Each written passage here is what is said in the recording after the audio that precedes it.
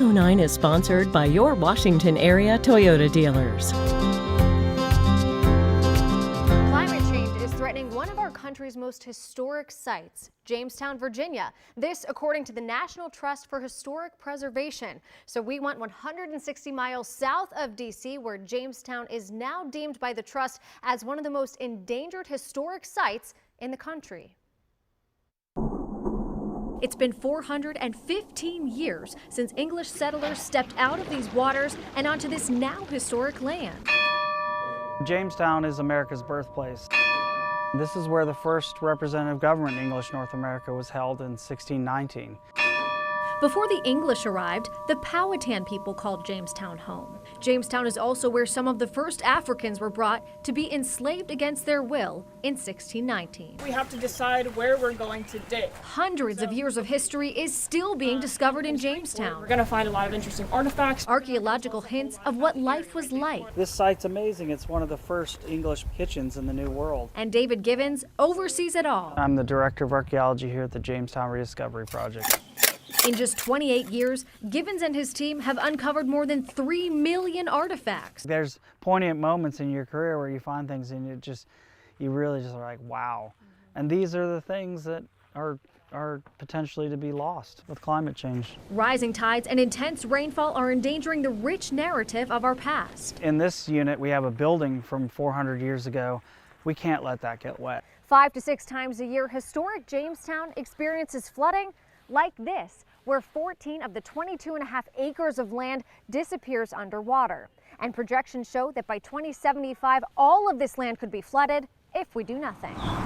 This is what climate change looks like. It doesn't happen all at once, but slowly, every day, the high tides get higher. Grasses turn to lakes, and the fish have a new home. We are seeing more frequent storms, more often these 100-year rains, more often every 2-3 years. And also we can document sea level rise at Sewell's Point. It's risen almost 1.6 feet since 1927. Michael Levin started out as Director of Collections and Archaeological Conservation, but climate change has taken over his day-to-day responsibilities. I didn't expect that this would be my job. When this project came up, my boss handed it to me and I took it very willingly. And I didn't understand the seriousness of sea level rise and climate change.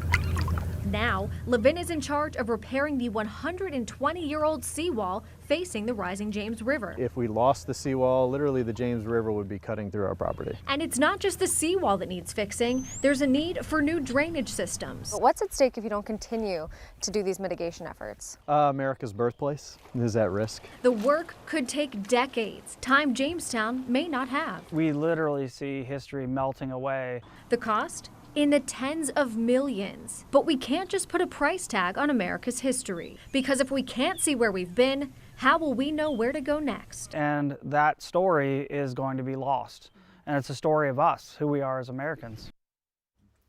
The nonprofit Jamestown Rediscovery Foundation is raising money to fund the fixes they need, but they're also calling on local, state, and federal officials to help save this window into our nation's history. And Jamestown isn't the only historic place on the National Trust endangered list. There are 10 other places. So to learn more about them, just head over to our WUSA9 app and or on our website, WUSA9.com. And what really stuck with me is when I said, so what's at danger here with these rising sea levels? And he said, America's birthplace. Yeah, and you said by 2075, if we do nothing, that whole area is going to be washed over. Yeah, I mean, you can already see, as you saw, the impacts already. Yeah, so close to the water.